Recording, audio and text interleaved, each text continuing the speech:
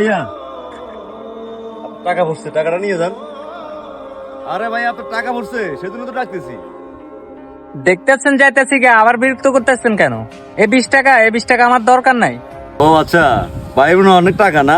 তো আচ্ছা আপনি কি কাজ করেন? আরে না, আমি কোনো কাজ টাজ করি না। আমার বাপের অনেক টাকা, সে টাকা আমি আজীবন বইয়া খাইতে পারবো। তারপরেও ভাই আপনার টাকা যদি পড়ছে আপনার টাকা আপনি নিয়ে যান। 20 টাকা, এই 20 টাকা আমার দরকার নাই। এই 20 টাকা আপনি রাখা দেন, আপনার কোনো কাজে লাগতে পারে।